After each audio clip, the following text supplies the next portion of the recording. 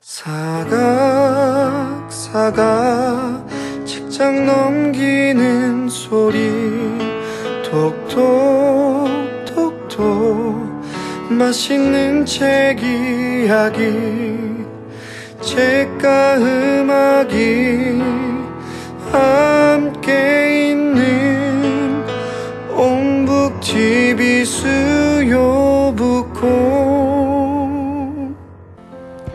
이런 곳에서 시를 쓰며 외롭게 살았으면 그것은 이 세상에 없는 황량한 선경이었다. 나는 이제껏 세파에 시달려온 지난 날을 생각했다.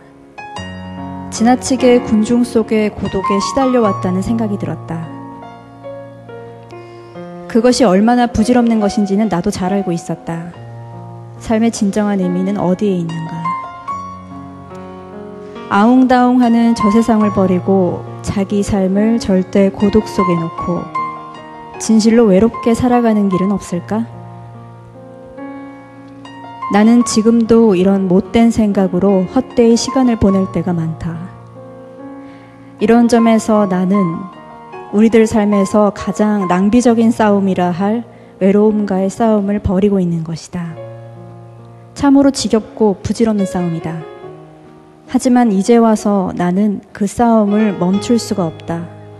시시포스의 신화의 덫에 걸린 것이다. 나는 매일 아무 목적 없이 외로움의 바위덩이를 산꼭대기로 밀고 올라간다. 그러나 허사가 되어버린다. 바위덩이는 또다시 아래로 굴러떨어지고 나는 다시 밀고 올라가야 한다. 왜 이따위 짓을 하는가? 하지만 나는 한마디만 덧붙이고자 한다. 시시포스에게는 그것은 영겁의 형벌이었고 그래서 괴로웠겠지만 내게는 그렇지 않다는 것을. 왜냐하면 그것은 남에게서 받은 형벌이 아니라 나 스스로 택한 것이기 때문이다. 문학이 형벌이라 할 때 더욱 그렇다. 네, 매주 수요일 홍대를 책으로 물들이는 사각사각 톡톡 민지연입니다. 여러분 만나서 반갑습니다.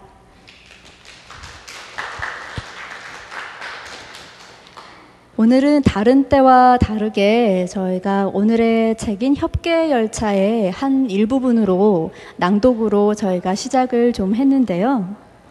여러분 협계열차라고 혹시 알고 계신지 모르겠어요. 그 일제 식민지배 정책에 따라서 부설이 됐다가 1995년에 저희가 사라졌다가 최근에 그 17년 만에 다시 부활을 했다고 하는데요. 이렇게 다시 부활한 열차처럼 이번에 협계열차 책도 다시 우리 곁으로 돌아왔습니다. 저희가 반갑고 이 설레는 마음으로 오늘의 주인공을 만나보도록 할 텐데요. 그럼 저희가 본격적인 시작에 앞서서 오늘의 주인공이신 윤우명 선생님의 소개 말씀부터 전하고 본격적으로 시작을 하도록 하겠습니다. 윤우명 선생님은 강원도 강릉 출생이시고요. 철학을 공부를 하셨네요. 67년에 경향신문 신춘문예 시가 당선이 돼서 등단을 하시게 되었고 그 이후에는 이제 소설이 당선돼서 시인과 소설가로 활동을 해오시고 계십니다. 시집으로는 명궁, 홀로 등불을 상처 위에 켜다, 그리고 소설집으로 둔황의 사랑, 새의 말을 듣다, 장편소설 별까지 우리가, 약속 없는 세대, 그리고 산문집으로 꽃과 나에게 꽃을 다오, 시간이 흘린 눈물을 다오, 이외에도 다수의 문학작품을 집필을 하셨고요. 현재는 그 활발한 창작 활동과 함께 문학 비단길 고문과 문화예술인협의회 임진강 공동대표, 그리고 국민대 대학원 겸임교수로도 활동하고 계십니다. 정말 활발히 활동을 하고 계신 분인 것 같은데요. 그럼 저희가 오늘의 주인공이신 소설가 윤우명 선생님을 무대로 모실게요. 여러분 큰 박수로 환영해 주세요.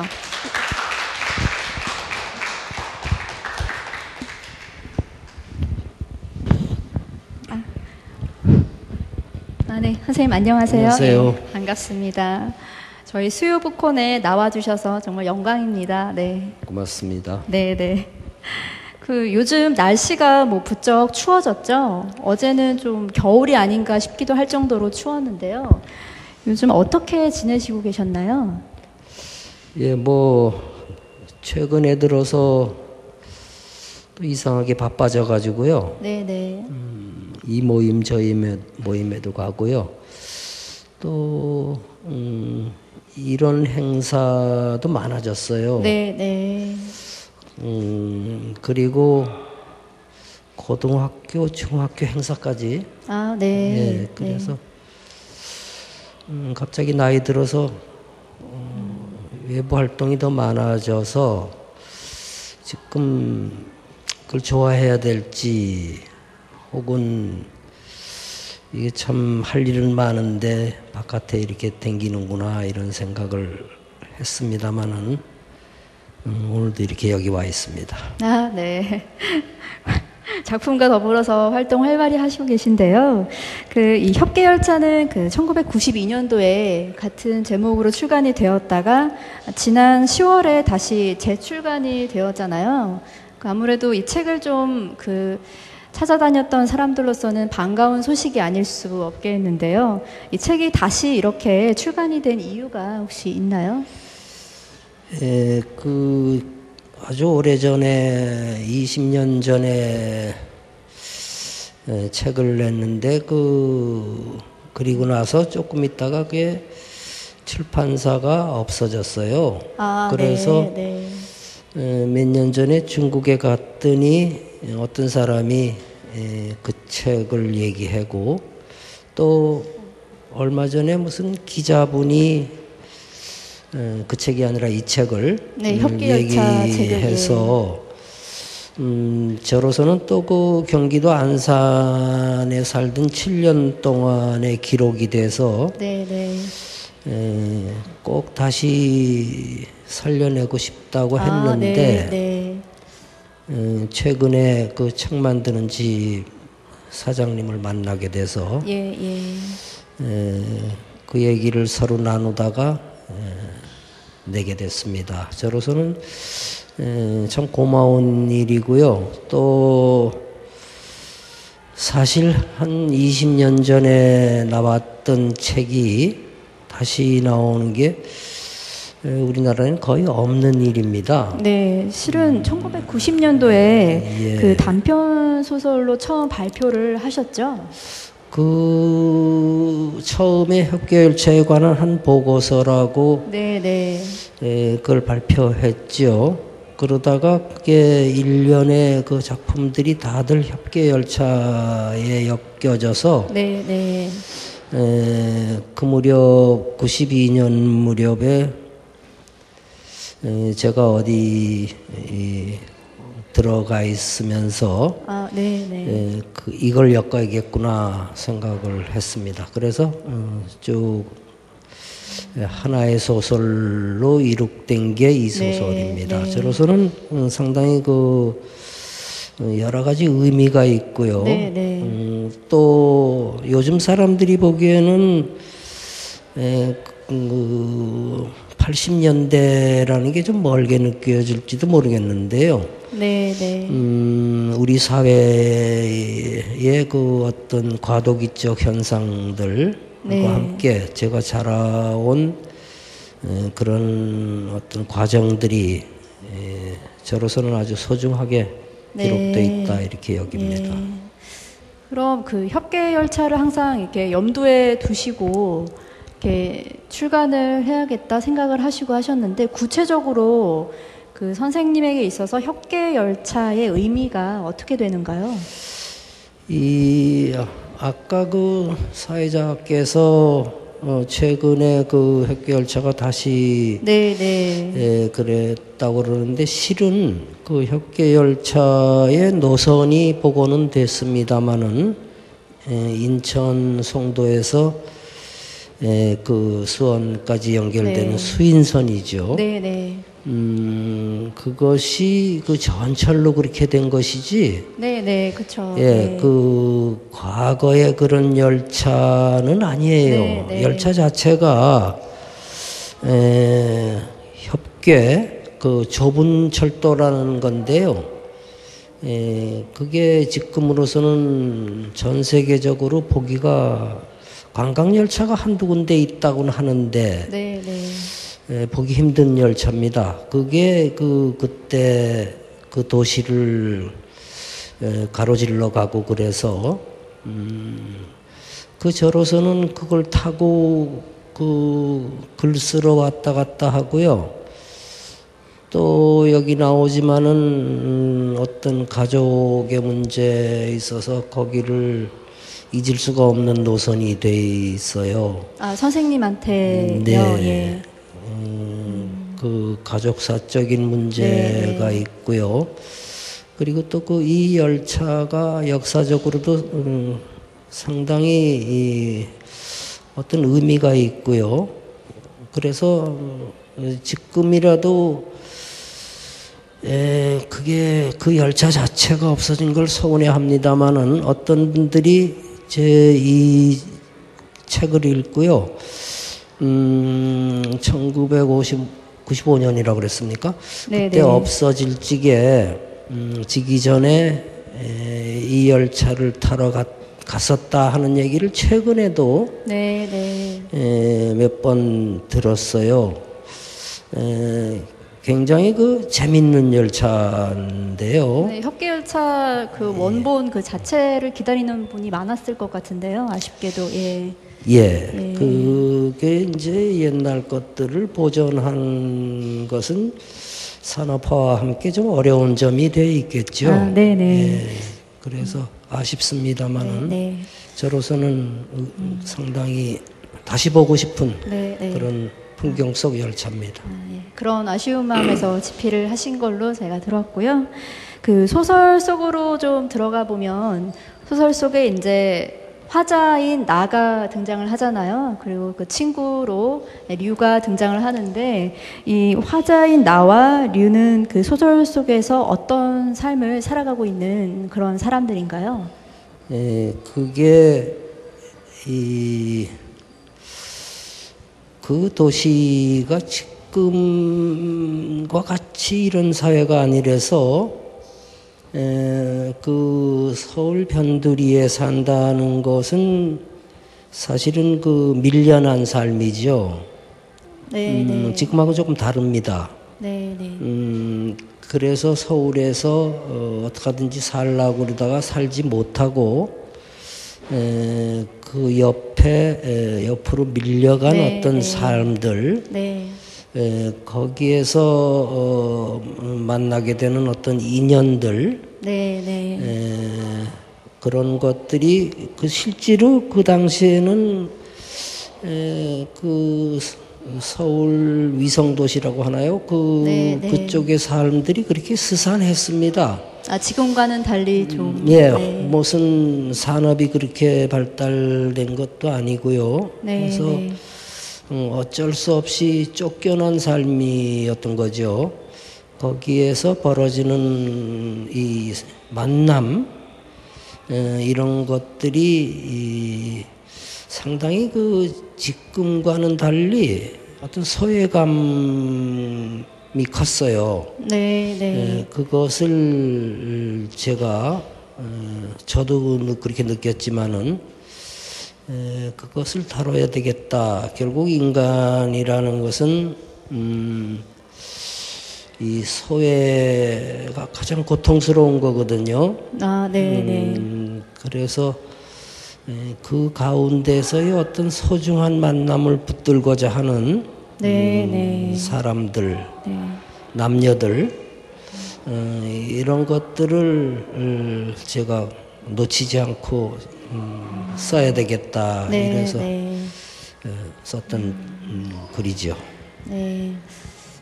나와 류를 통해서 그 소외감을 관한 그런 부분을 좀 보여주시고 싶었던 것 같은데요.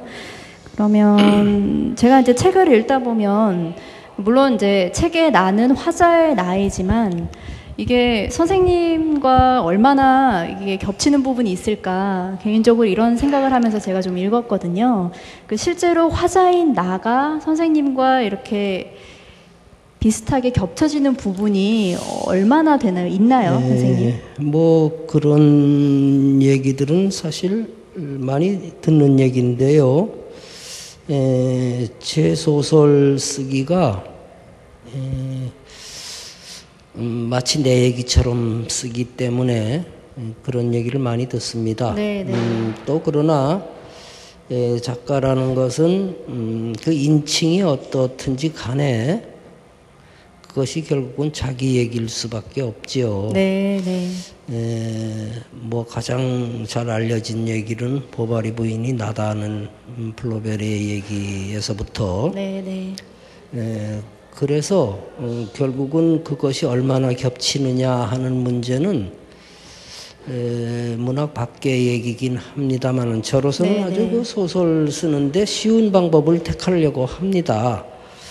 일부러 어떤 얘기를 만들려고 노력할 필요도 없고 다만 저는 저 존재를 얘기할 뿐이니까요.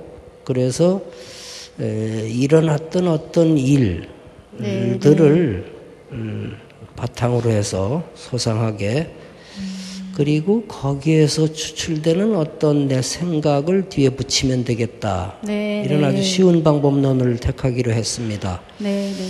지금까지도 그렇게 써오고 있는 편이죠. 그래서 소설이라고 할 때 소설의 어떤 허구성, 네, 네.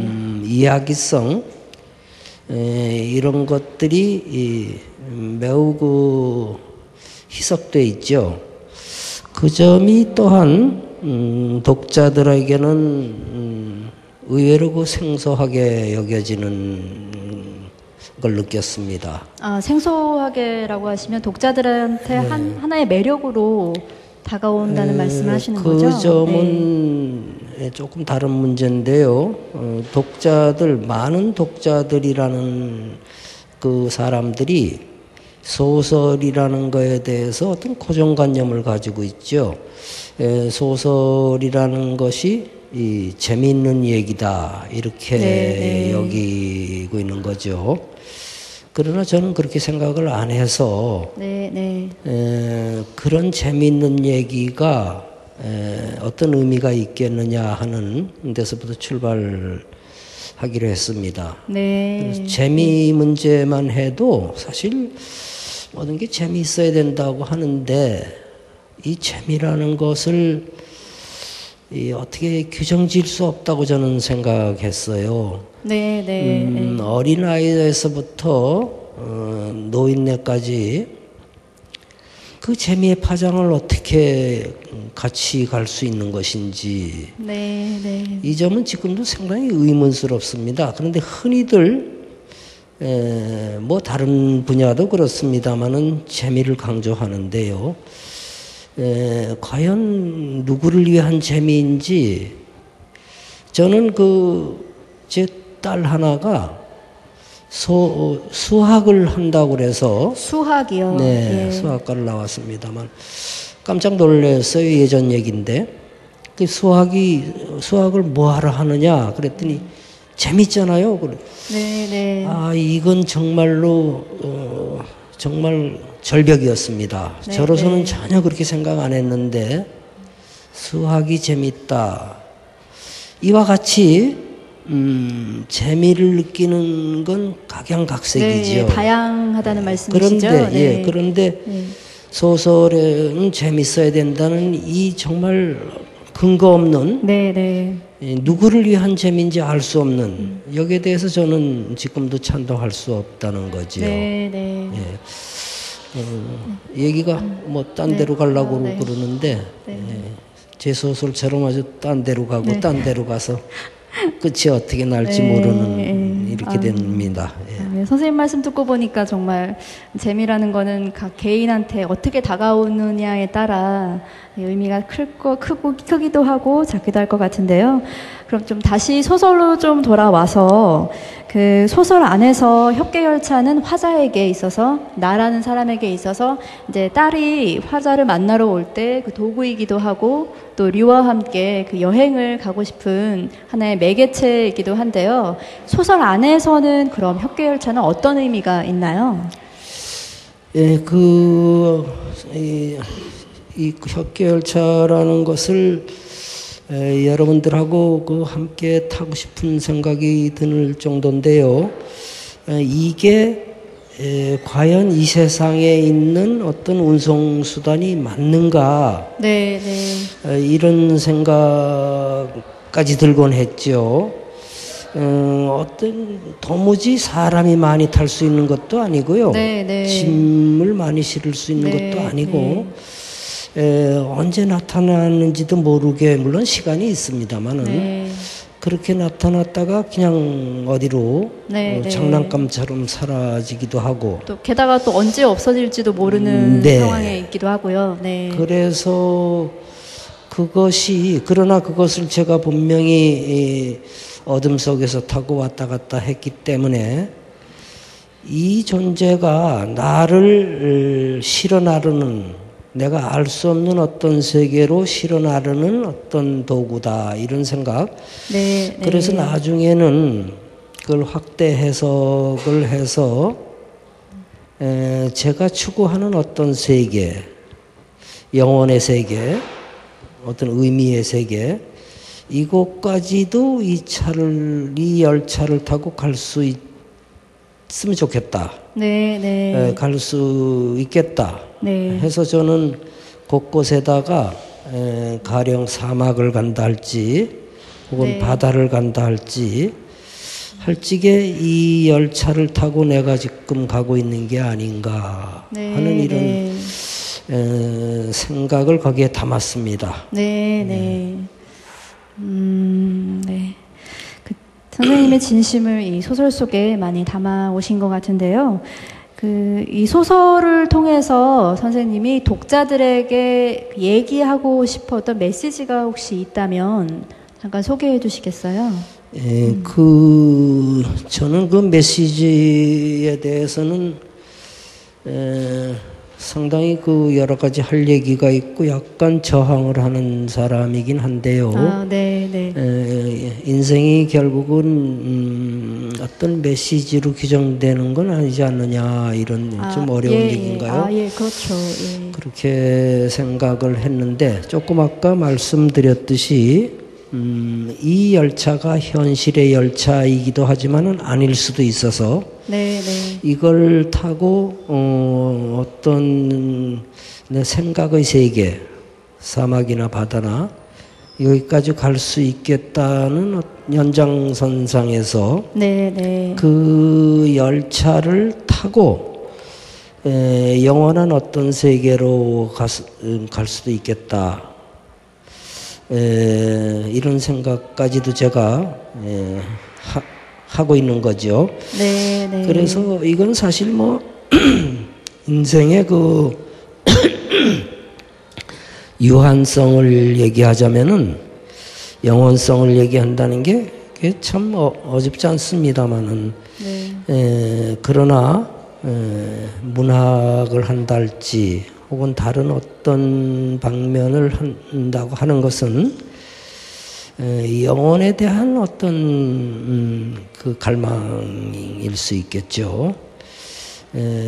그래서 이 안타까운 어떤 세계를 내가 협계열차 속에 담을 수 있다면 그것으로 충분하지 않나 이런 커다란 욕망인지는 모르겠습니다만은 지금도 그와 같은 열차를 타고 어두워지는 저녁 무렵에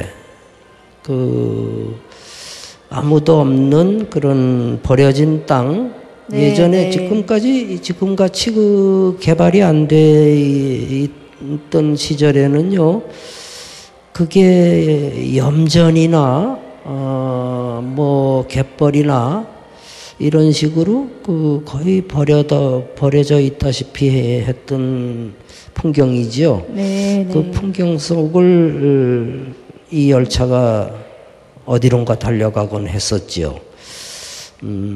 그것을 타고 제가 꿈꾸는 세계로 가게 되기를 네, 지금도 종종 그런 세계에 젖어들곤 합니다. 아, 네. 그 선생님이 생각하시는 세계를 독자분들에게 보여주시고 싶으셨던 거죠?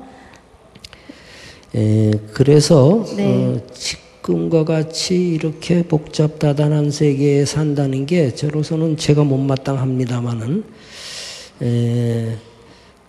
그 황량한 세계 속에 있는 나를 지금도 그렇게 되기를 그것이야말로 나의 삶을 회복할 수 있는 길이다. 이렇게 이것이 요즘 젊은 사람들에게는 전혀 이상한 얘기가 될지 몰라도요.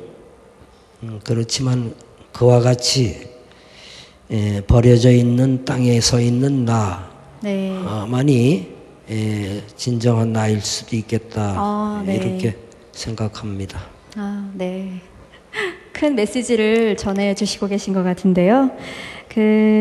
저희가 지금 이 시간에 지금 윤우명 선생님과의 특별한 인연으로 초대 손님을 저희가 한 분 더 모실까 합니다. 바로 그 소설가 양진채 씨고요. 저희가 무대로 모실 테니까 큰 박수로 좀 환영해 주세요. 모시겠습니다.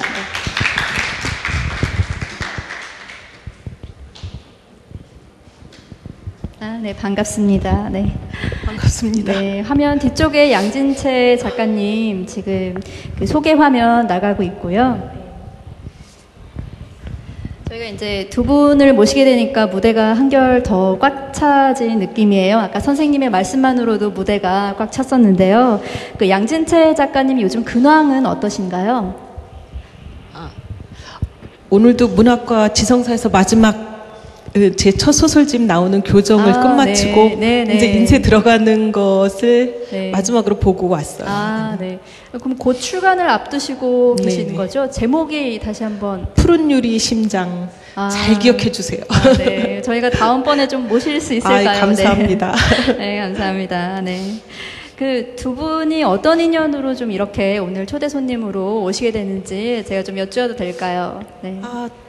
특별한 인연은 아닐 텐데요. 네. 선생님 입장에서는 네, 네. 제가 인천에 살고 있고 아까 네. 얘기했던 협계열차와 관련된 추억도 가지고 있고 네, 지금 예. 복간된 수인선을 타고 매주 소래포구에 가서 그 협계열차가 지나갔던 철교를 보기도 하고 네, 사실 네. 선생님은 그런 자세한 내용을 모르셨을 텐데 네, 네. 저로서는 이번 이 콘서트에 같이 초대되면서 그런 여러 가지 옛 기억들이 새록새록 떠오르더라고요. 선생님은 저는 인천에 살고 있고 등단하기 전에 문학회 활동을 했었는데 그때 초청 강연을 한번 오셨었어요. 네, 그래서 네. 이제 선생님의 강연 내용을 제가 녹음을 해서 푸는 역할을 하고 있었었는데 예, 그때 예. 선생님의 강연은 제가 생각할 때는 이제 저도 소설 공부를 하다 보니까 소설 창작론 종류를 읽어보고 많은 공부를 했었지만 그동안 전혀 들어보지 못한 소설에 대한 세계를 가지고 있구나라는 것 네. 때문에 개인적으로 선생님을 많이 동경을 했었죠. 네. 네. 동경의 대상이신 거죠. 존경하는 선생님이. 저뿐만 아니라 생각할 때 이 많은 소설가들이 네, 네. 선생님이 65, 6세 정도 되셨는데 아직도 현장에서 소설을 쓰고 발표하는 몇 안 되는 저희로서는 정말 귀중한 원로 선생님이세요. 네. 그래서 네, 그런 네. 점으로도 아직 그때에도 이 문학판을 든든히 지켜주시는 것 때문에 모든 작가들의 동경의 대상이 되지 않을까 이런 생각도 있습니다. 아, 네. 존경의 마음 표현해 주셨는데요. 네. 제가 듣기로는 또 두 분의 인연이 시작이 된 게 그 작가님의 작품을 이제 선생님이 이제 그 선정을 해주신 게 있으시다고 들었어요. 그래서 단편 소설을 선생님께서 그 심사를 하셨다고요. 예, 그거는 어떤 내용인지 잠깐 소개 좀 해주시죠. 예. 선생님이 대답하셔야 되는 거 아닐까요? 잠깐 그때 심사를 하셨는데. 네. 제가 아주 어렸을 때부터 소설을 쓰고 응모하고 떨어지고 뭐 이런 과정을 거쳐서 뭐 신문 잡지의 심사도 하고요. 최근에는 그것도 조금 젊은 사람들이 하게 되고 뭐 큰 상 같은 것도 심사하고 이렇게 늘 이 문학 현장에 늘 야전에 있었다 이렇게 얘기를 하곤 합니다. 그 과정에 신춘문예 심사의 거의 마지막에 조선일보에 한 5년 정도 심사를 연이어했죠. 그 무렵에 이 양진채 작가의 작품이 본심에 올라와서 그때 나스카 라인이라는 것을 물론 그 같이 심사한 최윤 씨가 있었습니다마는 그렇게 뽑게 됐지요. 네. 사실은 심사위원 본심위원이라는 게 한 10편 올라오는 것 중에 뽑기 때문에 그렇게 큰 힘은 있는 건 아니에요. 단 그 예심이 그렇게 어려운 거죠. 예심에서 웬만한 작품들이 나동거라지니까요. 그래서 그런 인연으로 작품이 이번 창작집에도 나온다니까요. 한번 읽어보시면은 매우 그 평가가 있었던 작품이죠. 그래서 그걸 그 책에도 실려 있어서 뭐 제가 말씀드리느니 읽어보시면 직접 읽어보시라고 되겠다, 이렇게 생각합니다. 후배 사랑하는 마음 제가 느낄 수 있었는데요. 그러면 제가 윤우명 선생님을 좀 이렇게 가까이서 배우셨는데 그 선생님의 뭐 작가로서의 성품이라든가 아니면 또 혼자만 알고 계신 인간적인 면모 이런 것 좀 말씀 좀 해주시죠. 네. 맨입으로? 네. 궁금하시면 500원?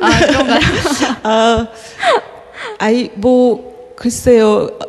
지금 아까 대담하시는 내용에서 사실 선생님이 굉장히 많은 활동을 하시고 바쁘시다고 말씀하셨는데 올 5월에 화가로서 일종의 말씀을 들었어요. 저도 엉겅퀴라는 제목으로 꽃의 말을 듣다 였죠. 소설집도 꽃의 말을 듣다고 첫 개인전을 여셨어요. 그러니까 그 전에도 계속 여러 동인이나 행사의 전시회를 쭉 해오시다가 올 5월쯤에 정식으로 개인 전시회를 가졌어요. 소설집을 발간하는 동시에 꽃의 말을 듣다라는 제목으로 첫 전시회도 가져서 그림도 열심히 그리시고 올해 시집도 내신 거로 알고 있는데 개인 시집도 올해 나왔죠. 개인 시집도 나왔고 예전 70년대부터 같이 동인을 활동하셨던 분들끼리 묶은 동인 시집도 나오셨고 그런 많은 그러니까 대외적인 활동을 하시는 것 말고 또 제가 선생님을 동경하게 된 것 중에 하나가 아주 작은 것에 눈길을 준다. 아까 협계열차가 밀려난 사람들에 대한 얘기다라고 했는데 선생님이 이 산문집에 보면 꽃과 이 꽃과 꽃에게 흘린 눈물을 다오 뭐 이런 산문집이 둘 다 꽃을 포함하고 있어요. 그래서 선생님이 굉장히 식물학자에 못지않은 꽃에 대한 관심, 나무에 대한 관심 소설을 볼 때 어떨 때는 저 연세가 맞나 싶을 정도로 굉장히 세련된 문장을 구사하고 또 지적인 부분들을 가지고 계신데 또 어떨 때 보면은 꽃을 사랑할 때 보면은 정말 천진한 죄송한데 어린아이 네, 성품 네. 같은 그런 순수한 동심을 가지고 계시기도 하고 그래서 이 선생님에 대해서 어떻게 규정짓기가 어렵구나. 정말 네, 네. 스펙트럼 같은 다양한 빛깔을 가지고 계시다가 네, 다재다능하시고, 시를 쓸 때와 그림을 네. 그릴 때 소설을 쓸 때 다 나오지 않나 그런 생각을 하게 됩니다. 네. 이렇게 이 500원을 안 주셔서 예. 빚기가 제가 500원 없이 그냥 들었는데요. 이 자리에서 이렇게 선생님 활동을 다 말하기가 벅찬 것 같아요. 그만큼 활발하게 활동을 하시고 계신데요. 저희가 선생님과 좀 더 이야기를 나누고자 저희가 양진채 작가님과는 여기서 조금 짧게 인사를 좀 드리고요. 가시기 전에 저희가 낭독을 좀 요청을 좀 드릴게요. 그럴까요? 네. 그냥 네네. 내려가라고 그랬으면 조금 네. 섭섭할 뻔했는데. 저희가 낭독을 좀 청해 듣고자 합니다. 네.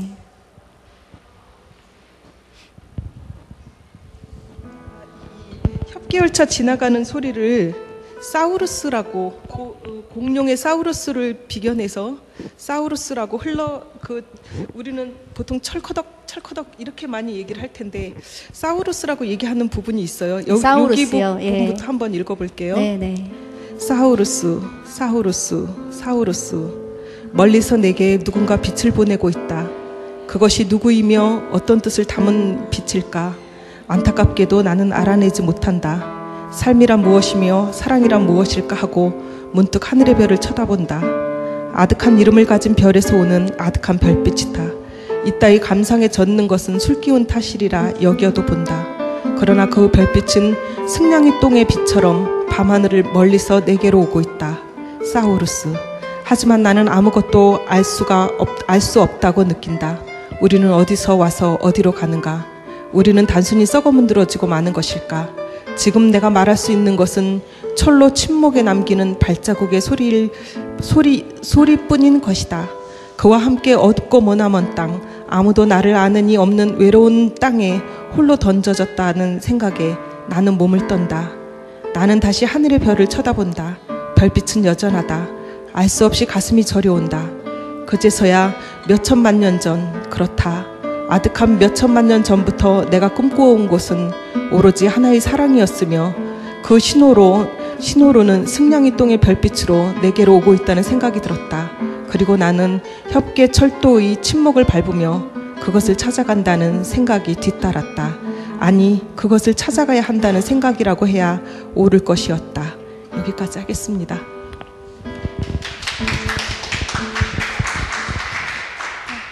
네, 낭독 감사합니다. 네. 저희가 지금 협계열차 윤우명 선생님과 함께하고 있고요. 저희가 그러면 앞으로는 좀 이제 문학을 사랑하는 선생님의 마음을 좀 듣고자 합니다. 제가 듣기로 이 문학을 하시는데 집안에 반대가 좀 있으셨다고 들었어요. 특히 아버지가 법대를 가시길 원하셨다고. 예. 그 얘기 자체가 사실 몇 번 어디선가 한 적이 있어서 좀 쑥스럽습니다만은 어렸을 적에 다 집안 반대는 있었겠죠. 그건 누구나. 그러나 저희 아버님께서는 특별히 법을 하셔서 문학이라는 것을 아주 해서는 안 되는 거라고 여겼었던 것 같아요. 반대가 되게 심하셨을 것 같은데요. 그래서 그 과정에서 사실 대립이 좀 심했고요. 그 어려운 점이 많았습니다만, 그러나 저로서는 제 길을 아무리 그렇다 하더라도 안 갈 수가 없다 이렇게 아주 굉장히 집을 나오다시피 해서 결국은 문학을 하게 됐죠. 아버님은 물론 돌아가셨지만 돌아가실 때까지도 그 길을 저한테 가기를 바랐죠. 제가 한참 문학을 하고 이렇게 된 과정에서도 아버지는 그 길을 버리고 법을 하라고 네, 이렇게 네. 하셨죠. 그러나 저로서는 그 길을 따를 수는 없었어요. 그래서 문학만이 나의 삶이다는 것을 그렇게 생각했고요. 또 지금도 문학을 했기 때문에 이 나이까지 오게 와서도 할 수 있다는 게 참으로 행복으로 여깁니다. 일찍이 직업을 택할 적에 누군가가 가장 그 나중까지 할 수 있는 것을 택하라고 하는 말이 있었습니다마는 저로서는 문학이야말로 죽는 날까지도 할 수 있는 것이다 이렇게 여겨서 또한 제가 그 지금까지 살아온 길이 아버님이 아무리 그렇게 말씀하셨다 하더라도 결국은 아버님의 뜻을 거스리는 것은 아니었지 않을까 이렇게까지 생각을 하죠. 그 오늘날 여러 방면에서 마치 그 문학이 위축된 것처럼 얘기를 합니다마는 저는 아직도 문학이 모든 방면에 근본적인 것이다, 근저에 있다, 그 힘이다. 이거에 대해서 믿음을 버리지 않고 있고요. 또한 사실은 겉으로 잘 나타나지 않지만은 문학을 한 사람들만이 가장 오랫동안 이 세상을 지켜볼 수 있다는 것에 대해서 또한 그대로 믿음을 가지고 있죠. 요컨대 한 권의 책인 거죠, 인생이. 또한 이 세상은 한 권의 아름다운 책에 이르는 길이다는 말라름의 얘기처럼 결국은 문학에 모든 것이 있다. 이것을 사실 여기서 시간이 별로 없습니다만은 여러 방면에서 보시면은 거기에 힘이 되는 것은 문학이다는 것을 젊은 사람들이 특히 알아야 될 텐데 그 점이 아쉽습니다. 여기에 또한 예전에 중학교에 가서 얘기한 것을 또한 간단하게 참 시간이 없습니다만은 이 한 권의 책이라는 것 스티브 잡스가 얘기한 한 권의 책이죠. 또한 말라르메가 얘기했습니다마는 그 IT 그 혁명을 일으킨 스티브 잡스가 맨 마지막에 남기고자 한 것은 한 권의 책이었습니다. 이 점은 여러분들이 아실 거면 자세하게 얘기 안 하겠습니다만 이 한 권의 책입니다. 디지털의 세계에서 가장 성공했다고 하는 그가 마지막으로 아날로그의 세계에서 책을 남기고자 했습니다. 이 점을 제가 여러 가지로 할 얘기는 있습니다만은 시간이 아마 없는 듯 사회자님께서 그러시니 이 얘기만 여러분들한테 간단하게 말씀드립니다. 그리고 또 여러 가지 사례가 있습니다만은 여러 방면의 영상이니 뭐니 다들 하는 사람들이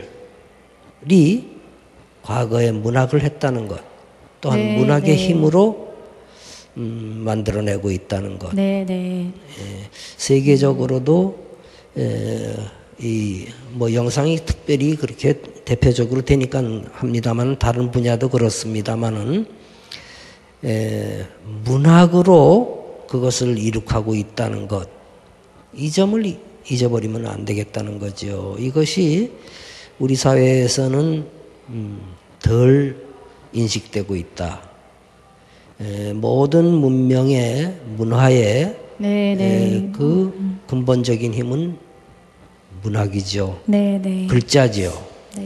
이 점을 여러 사람한테 얘기하고 싶은데 또 문자 문학을 공부한 사람만이 성공할 수 있다 네, 네. 하는 것은 취지의 사실인데 이것을 잊어버리고 있달까 소홀하고 있달까 이런 요즘, 네, 세대에 조금, 대해서는 참으로 안타까운 생각만 듭니다. 아, 네. 예. 그만큼 선생님이 이제 문학을 사랑하시는 마음, 그 마음으로 이제 집안의 반대도 무릅쓰고 문학을 하시게 되셨는데요. 처음에 등단이 시로 등단을 하시게 되셨어요. 그래서 67년에 그 경향신문 신춘문예에 시가 당선이 되시고 그 이후에 소설가로 재등단을 하셨거든요. 이 시집으로 등단한 다음에 다시 소설가로 등단을 하시게 된 이유가 있으신가요? 본래는 시인으로다가 평생을 살려고 했었죠. 아, 처음에는요. 예. 이것 또한 문학사의 어떤 발전 과정에 있는데요. 시가 이 소설에 의해서 오늘날의 소설은 소설이라는 한 장르가 아니라는 거지요. 네. 이 가운데 여러 가지 시는 물론 뭐 희곡이나 혹은 무슨 도표까지도 나오니까요.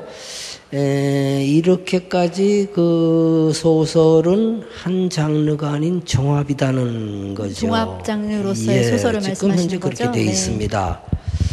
이 점 때문에 사실 제가 문학의 그 중심으로서의 시를 해왔습니다마는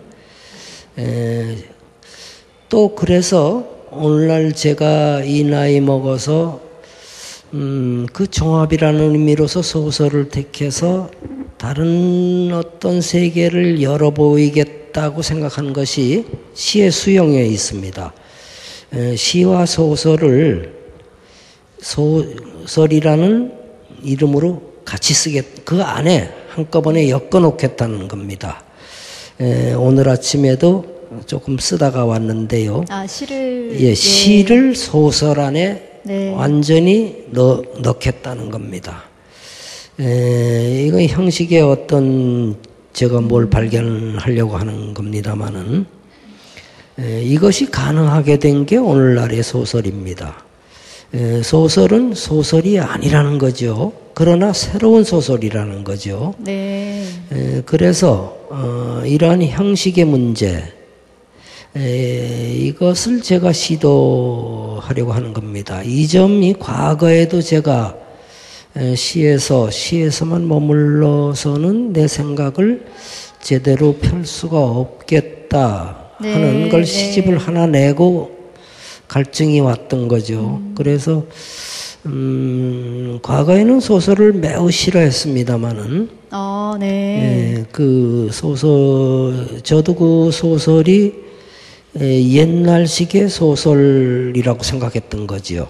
네. 그래서 그 소설이라는 것은 시에 역행하는 거다 이런 생각을 가졌던 건데요. 네. 소설이 새로운 역할로 오늘날 다시 해석되고 있는 거죠. 네, 또 네. 그러한 형식이 지금 필요할 때가 됐습니다. 네. 오늘날의 그 소설이 조금 부진하다고 여겨지는 것은요, 과거의 소설에 집착하고 있는 요소가 많아요. 형식적인 부분을 말씀하시는 건가요? 형식이 우선 네. 그렇습니다. 그래서 이 다양한 삶의 형태 이런 것들을 소설이 잘 담지 못하는 경우가 있습니다. 네. 구식인 거죠, 말하자면.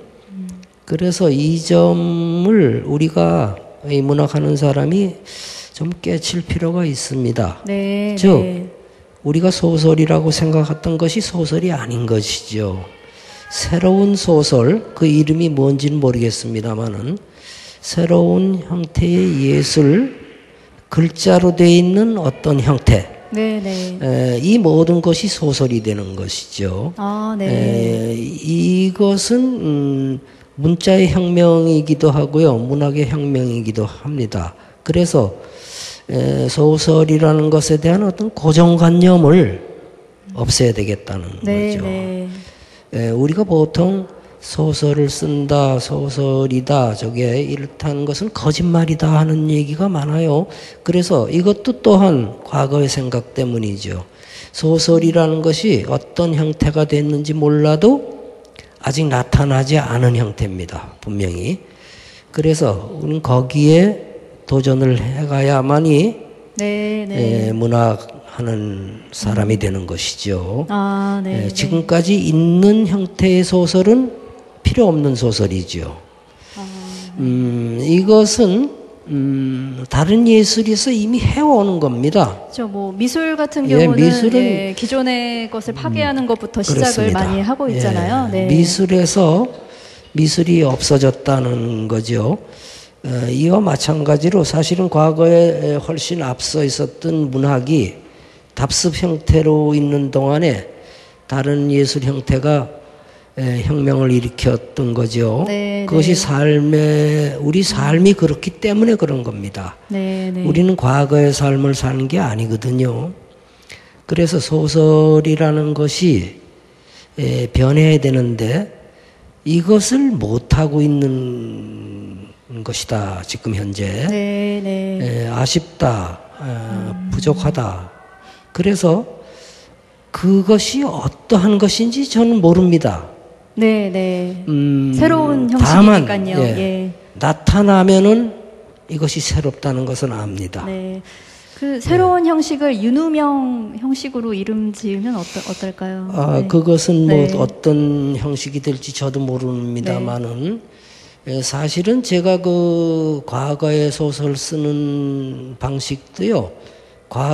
그 저보다 더 오래전에 있었던 어떤 소설을 버리고자 하는 행위였습니다. 네, 네. 그래서 그 많은 독자들이 이게 소설이냐 이렇게까지 얘기들을 네. 해왔죠. 네, 네. 벌써 오래전 얘기입니다만은 가령 한 예만 들자면은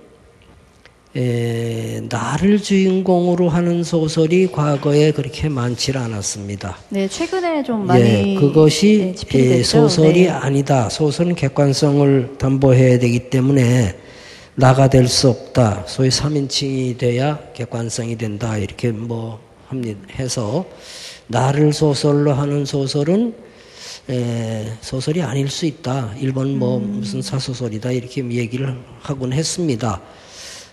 그러나 저는 처음부터 나였습니다.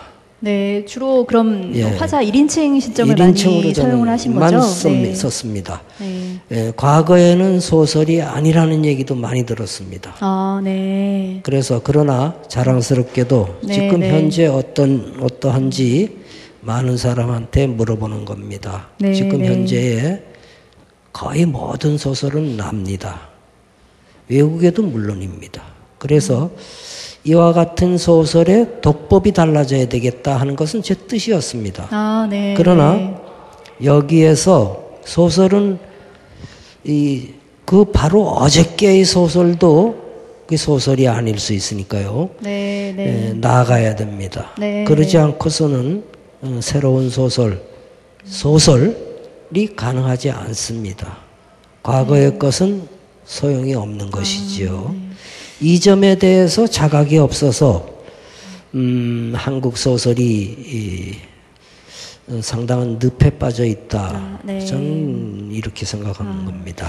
소설과 문학에 대한 선생님의 사랑 저희가 엿볼 수 있었는데요.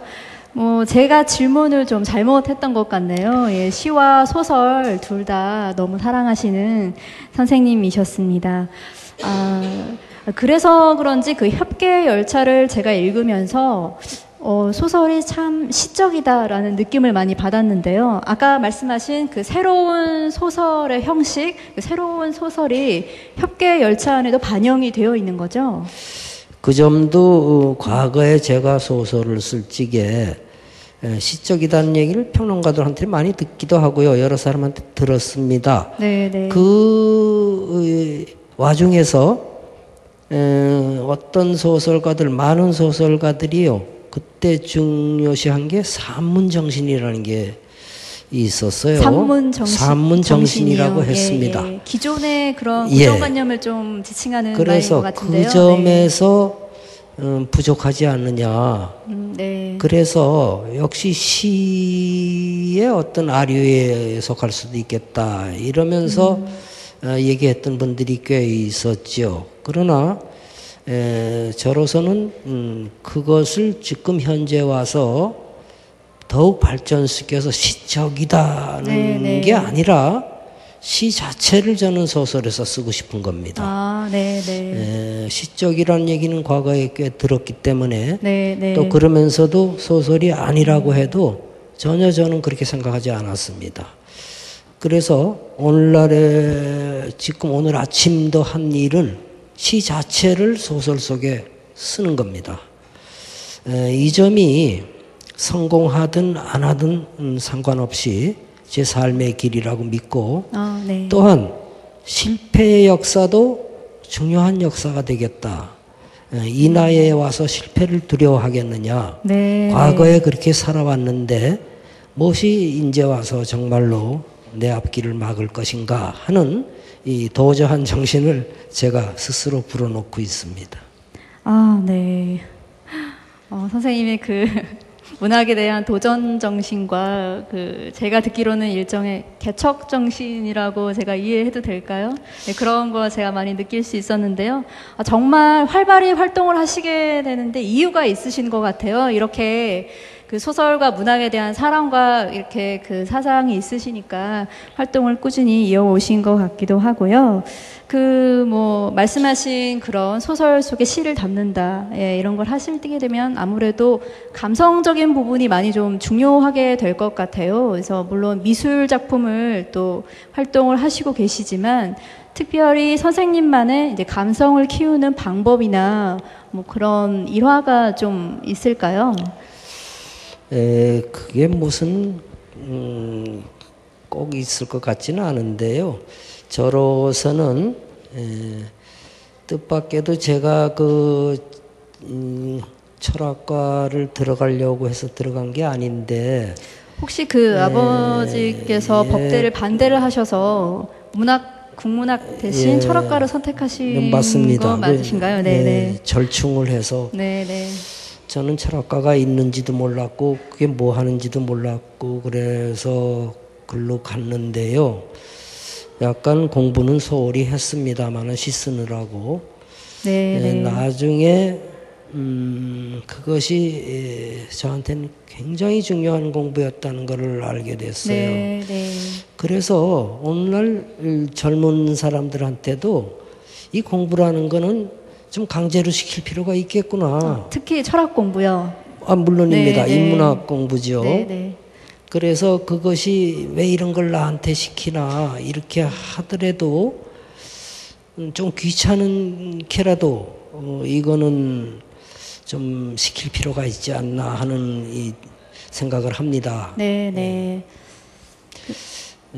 그러한 모든 것은 인문학이니까요. 인문학이라는 게 요즘에 아주 굉장히 화두에 오릅니다만은 인문학 칸트가 이제 철학이 뭐냐고 물었을 적에 아주 어려운 대답을 할 줄 알았는데 철학이라는 그저 사람 공부다 이렇게 얘기했거든요. 사람 공부다. 그래서 인문학이 무슨 크게 어려운 게 아니라 사람 공부죠. 그럼 사람을 어떻게 하느냐? 사람 공부라는 게 무슨 사람이란 이러이러하다 하는 이렇게 규정 지어놓은 그런 공부가 아니라는 거죠. 네. 그러면 그 공부의 정점이 어디에 있겠느냐 하는 건데 사람이라는 게 사람 마음 공부 아니겠어요? 네. 사람 마음이 뭐냐 이런 것이죠. 이것은 글자에 있다는 거죠. 네. 글자입니다. 네. 문학. 이 글자가 유사 이전, 유사 이래 이렇게 나눠집니다만은 우리가 본래 인간으로 있었던 게 아니라 그런 형태를 띄었겠지만은 글자를 만들고 나서 하나하나 축적해온 세계 이것이 인간이거든요. 축적이 없으면 그저 동물, 옛날 동물이나 똑같은 거죠. 네. 그런데 글자에 의해서 그것을 스스로 만들어 온 거죠. 네, 네. 그 글자에 가장 위에 문학이 있는 거죠. 네. 당연한 이치입니다, 이거는. 네. 문학은 별거 아니죠. 그래서 마음을 얘기하면 되는 거죠. 네, 네. 거기에 무슨 학문적인 얘기 다 소용없는 거죠. 그것은 학자들이 나중에 그걸 읽고 정리를 이런 공통분모를 추출해내면 그게 또 학문이 되는 거고요. 그러나 공통분모가 있는지 없는지 그저 네, 우리는 네. 아 해서 다르고 해서 다르니까 네, 네. 그런 글자를 쓰면 되겠다는 거죠.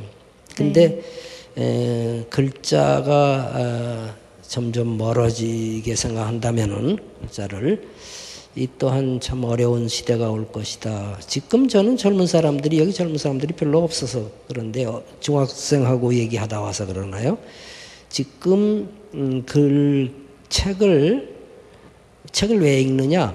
많이 읽어두면은 나중에 분명히 경쟁에서 이깁니다. 이건 네. 아주 분명합니다.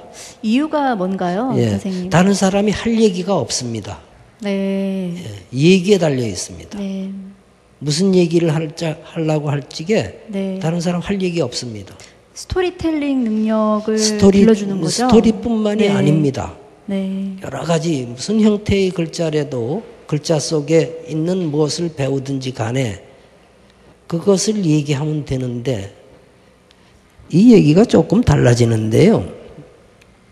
내가 옛날에 92년도에 불란서를 갔더니 그 친구가 호텔을 해서 그 식당 조그맣게 해요. 지금도 이제 불란서에 한국인 호텔이 하나밖에 없습니다. 아, 그래요? 예, 네. 예, 장사가 안 되니까요. 아, 네. 사회주의 국가 형태에서는 장사가 잘 안 됩니다. 어쨌든 예. 어떤 지사장이 나보고 무슨 책을 읽어야 되느냐고 물어봐요. 그래서 그때로서는 아니 외국의 유럽의 지사장까지 됐으면 성공하는데 무슨 책을 필요하느냐 그랬더니 선생님 여기 와서 우리 제품을 팔려고 그러는데 불란서 사람들이 3시간 이상 밥을 먹으면서 무슨 얘기를 하는데 우린 할 얘기가 없어요. 네. 그럼 일본 사람들은 어떻게 얘기하니? 그랬더니 일본 사람들이요 책 얘기해요. 우리는 한국에서 책을 읽어야 되는지 몰랐어요. 그저 불어만 조금 하면은 될 줄 알았어요. 불어 잘해요. 그러니까 지사장이 됐겠죠. 근데 말을 해서 뭐 하느냐? 거기 사람들한테 책 얘기를 다른 게 할 얘기가 없대요. 안타깝네요. 예. 네. 그런데 3시간이 아니라 밤 12시가 지날 때까지만 끌면은 상담이 성공한답니다. 네. 자, 6시간입니다.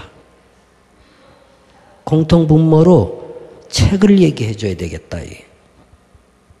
얘기할 거리가 없다는 겁니다. 뭐 영화 얘기도 하고 뭐도 하는데요. 몇 분 얘기하면 그만이래요. 이 얘기를 할 거리를 만들기 위해서 선생님 책을 무슨 책을 네. 참 답답했습니다. 이제 와서 무슨 책을 읽어야 되냐고 어떻게 하겠습니까? 좀 늦은 건가요? 예. 네. 그래서 아주 제가 참으로 안타까운 일이다. 물론 지금 현재 와서 20년 됐습니다. 우리 제품이 다 이기곤 있습니다만은 이것은 상담 파는 얘기입니다. 이건 조금 더 위에 가서 다른 상담을 할지도 마찬가지입니다. 공통분모는 책에 있다 이겁니다. 책 읽는 사람이 꼭 성공하게 되어 있습니다. 뭘 알아도 하나를 알아도 거리가 있습니다. 안 그러면은 여기 같은 공부를 한 같은 교실의 사람이요. 책 한 줄 읽은 사람하고 나중에 큰 차이 납니다. 그래서 지금 읽어둬야 되겠다 이런 얘기를 합니다만은 뭐 잘 모르겠습니다. 네. 그 책을 사랑하는 마음까지도 엿볼 수 있었는데요. 윤후명 선생님의 제가 듣기로 이게 필명이라고 제가 들었어요. 예, 본명을 제가 여쭈어도 될런지요? 아니요, 본명이, 제가 예. 본명이 윤상규인데요. 네, 첫 예. 번째 문학과 지성에서 1977년도에 나왔습니다만은 시집을 낼 때는 그 이름으로 했습니다. 아, 본명을 사용을 예, 하셨고요. 예. 예. 그 이름으로 해다 소설가로 다시 출발하면서 새로운 이름을 네. 썼지요. 필명을 사용하셨고 이유가 있으신가요? 이 필명을 사용하시게 된 이유가? 우선 그건 여러 가지가 있습니다만은 다시 태어나야겠다는 뜻이 강했고요. 소설로서 다시 태어나야겠다는 그런 의미신 거죠? 또 네. 그 무렵에 제 그 스승이자 뽑아준 사람이 이어령 선생인데요. 아, 네네. 그분한테 인사를 갔더니 참 아주 기가 막힌 얘기를 해줘요. 무슨 얘기냐 하면은 윤군 나는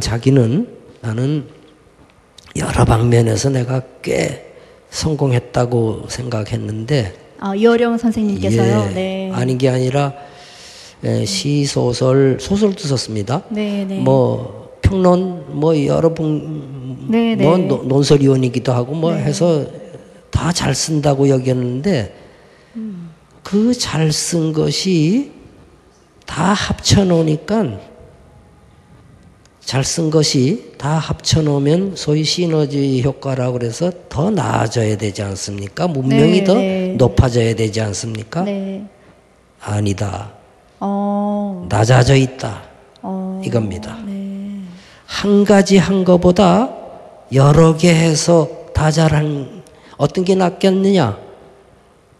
노력도 한 가지 하는 게 덜 들고 그런데 이상하게 한 가지 한 것보다 더 낮아져 있다. 내 위상이.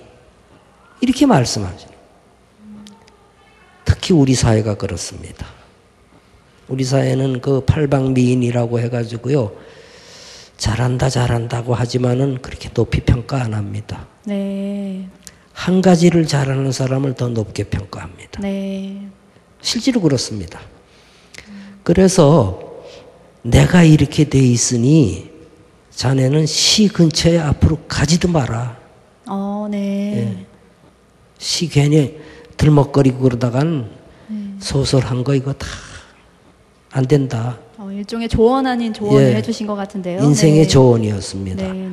지금도 그 지혜가 유효한지는 모르겠습니다만은 네, 지금 네. 약간 장르끼리 드나들면 있어요. 그러나 지금도 어느 한 가지를 한 우물을 판 사람을 더 많이 쳐주는 그런 게 있습니다. 그래서 저도 요즘에는 시도 어쩌다 쓰고 그랬는데 한 20년 동안요 시라는 말조차도 안 했습니다. 네. 첫 예. 시집 출간되신 예. 이후에 15년 시, 걸리셨고 예. 두 번째 이후에 20년 예, 걸리셨고 시인이라는 소리도 안 했습니다.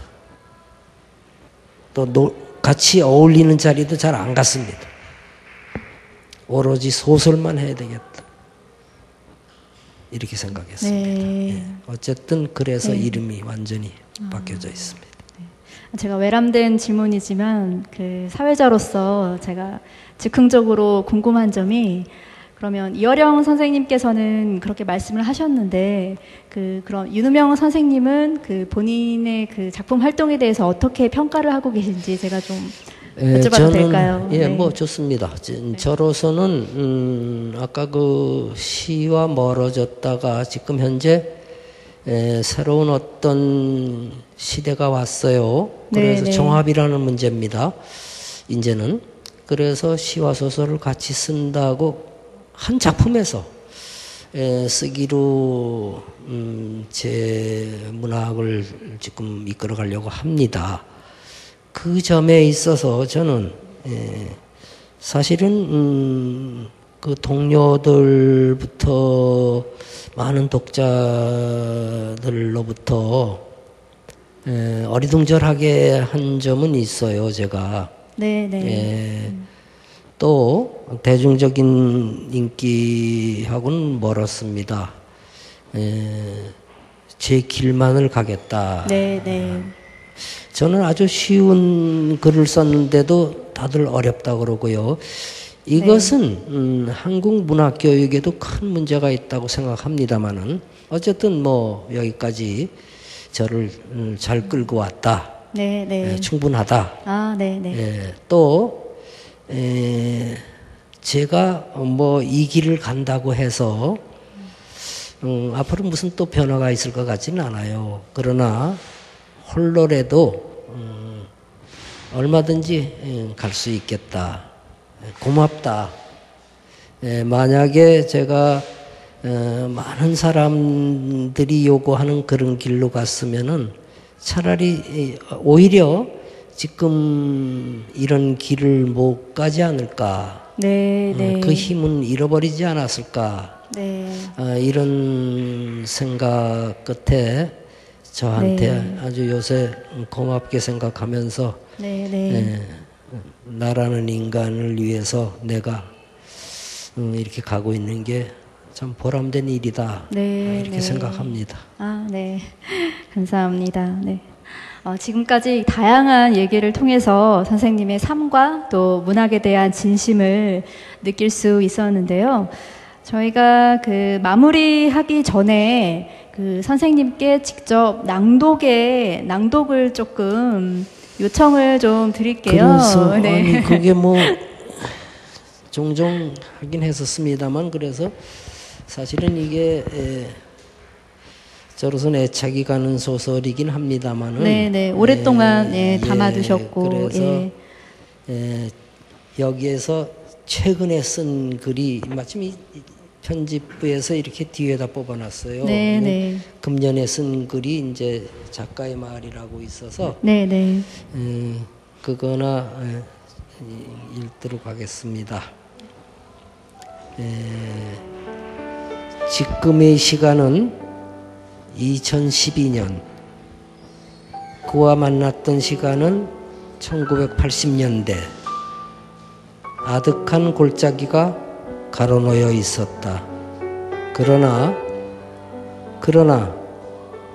글을 쓰는 순간 그 골짜기는 어느새 구름다리로 이어지고 모든 이야기가 현재로 이어졌다. 그리고 협계열차가 구름다리로 모습을 나타냈다. 나도 열차에 실려 있었다. 나는 협계열차에 실려 있는 우편낭을 열어 그대 어디에 의 편지를 봉해 넣었다. 그러니까 우리에게 과거는 달리 있는 게 아니며 미래 또한 달리 없다. 다만 모든 것이 현재일 뿐이다. 그것이 삶의 뜻이었다. 그대 어디에 묻는 순간 그대는 이 시공간 어디에 가까이 있다. 숨어 있을지라도 우리는 함께 할 수밖에 없다. 나는 스스로 퍼즐을 맞추고 예전의 류를 다시 만난다. 이상입니다. 다른 어떤 작가님보다도 낭독이 멋지셨던 것 같은데요. 역시 저희 수요부코는 낭독을 통해서 완성이 되는 것 같습니다. 그럼 마지막으로요. 저희 선생님 앞으로 계획 있으시면 말씀해 주시죠. 계획은 아까도 얘기했듯이 제가 꿈꾸는 소설을 쓰는 것이고요. 제목은 우선은 돌의 말을 듣다입니다. 돌의 말을 듣다요? 듣다. 네. 근데 거기에 대해서 뭔가를 쓰려고 합니다. 그리고 아까 양지재 씨가 얘기했듯이 그림도 그리고 네, 네. 이런 과정을 통해서 여지껏 추구해왔던 나의 완성을 위해서 나의 완성이란 글자를 통해서만 이룩되지만 노력할 예정입니다. 네, 또 마지막까지 내가 어디에 있는지 그것을 밝혀볼 생각입니다. 아, 네, 네. 고맙습니다. 네. 저희가 이제는 객석과 이야기를 나눠볼 시간이 된 것 같은데요. 오늘 저희가 다양한 얘기를 나눴는데 혹시 그 선생님께 직접 얘기를 나누고 싶은 부분이 있으신지 저희가 질문을 좀 받을게요. 네, 마이크 좀 전해주시죠. 네. 아까 보니까 질문하기를 기다리셨던 것 같은데. 네. 선생님께 문학은 삶에 어떤 영향이나 변화를 끼치게 됐는지 그게 알고 싶습니다. 얘기해왔던 것과 겹치는 감이 있는데요. 저는 문학을 함으로써 오늘날에 제가 있게 됐어요. 문학을 안 했으면은 제가 무슨 어떤 사회 활동을 하고 살았겠지요만은 나 자신의 위상이 무엇인지, 내가 도대체 어떤 존재인지 여기에 대해서는 아마 모르고 있었을 겁니다. 또한 네, 지금도 안다고 할 수는 없어요. 네, 누구나 자기 자신을 모르고 있는 거지요. 아는 사람이 누가 있겠습니까? 네. 그 모른다는 것, 너는 왜 너를 모르고 있느냐 하는 질문, 이것이 또한 문학의 세계이겠지요. 그래서 영원히 어떤 질문을 던질 수 있게 해준 이 문학에 대해서 또는 이 한글로 그 질문을 하게 해준 이 문학에 네, 대해서 네. 감사하고 있는 겁니다. 네. 다른 질문 또 없으신가요? 어떻게 질문 원하시는 답변이 되셨나요? 네. 다른 질문 없으신가요? 네. 네, 네. 마이크 전해주시죠. 네. 책을 집필하실 때 스트레스도 많이 받으실 것 같은데 스트레스 관리는 어떻게 하시는지 궁금합니다. 그것이 이 글 쓰는 사람뿐만이 아니라 모든 예술 혹은 무슨 활동하는 창작하는 사람들한테 사람들에게, 있게 되는 겁니다. 그게 가장 두려운 거죠. 두려움이라는 게 두려움 자체가 두려운 게 아니라 두려움이 다가올까봐 두려운 거죠. 이것은 내 말은 아닙니다만은. 그래서 그 점을 예전에는 참으로 견디기 힘들어서 제가 도피를 한 것이 술이라는 거였는데요. 네, 네. 그래서 술을 아주 많이 먹었습니다. 네. 그래서 그리고 나서 결국은 맞닥뜨리곤 했습니다만은 한 5년 전부터는 술도 끊고 네, 네. 맑은 정신으로 한번 대결해 봐야겠다 이럽니다. 어떻게 이겨야 되는지는 참으로 저로서도 막막한 노릇입니다만은 그래서 그 방법이 또한 딱 있다고도 여기지지 않습니다만은 자기 인간의 한 몫으로 그걸 감당해 나가야만 결국은 될 수 있지 않을까 이런 생각해서 딱 그 방법을 가르쳐 드리지 못해서 죄송합니다만은 하여튼 용서하기 바랍니다. 네, 네. 네. 고맙습니다. 네. 다른 질문 이제 없으시죠? 네. 네, 저희가 잠깐 안내 말씀 드리고 마무리하도록 할게요. 저희 수요부콘 블로그가 있어요. 네이버에 수요부콘 치시면 수요부콘 블로그로 들어가실 수 있고요. 저희 페이스북도 있으니까 많이 지켜봐 주시고요. 저희가 블로그에 댓글 이벤트를 진행을 하고 있어요. 그래서 거기에 댓글로 참가 신청을 해주시면 저희가 저희 왼쪽에 보이는 이벤트 테이블에 책 선물 드리고 있고요. 또 오늘 홍대점에서 선생님의 책 구매하신 분께도 책 선물 드리고 있으니까요. 잊지 마시고요. 그리고 또 저희가 이 자리에서 이 시간이 끝나면 선생님 팬사인회와 함께 저희 선생님께서 장미꽃도 주신다고 하니까 팬사인회 많이 참석해 주시고요. 네. 선생님 오늘 순서가 다 마무리가 된 것 같아요. 오늘 이렇게 나와주셔서 어떠셨어요? 네. 하여튼 이런 자리에 나오니까 네. 좋습니다만. 네. 예. 저도 오늘 선생님 모시고 많은 문학에 대한 이야기 많이 나눌 수 있어서 영광이었는데요. 네, 선생님 고맙습니다. 고맙습니다. 네. 예, 책을 사랑하는 마음 북스리브로와 출판 전문 인터넷 방송 온북TV가 함께하는 수요일의 북콘서트 이쯤에서 마무리를 좀 지어야 될 것 같고요. 저희가 다음 주에는 은행나무 소년의 작가 정도상 저자님과 함께 하려고 하니까요. 저희 수요북콘 계속 지켜봐 주시고요. 저는 다음 주에 또 찾아뵙겠습니다. 여러분 감사합니다. 네.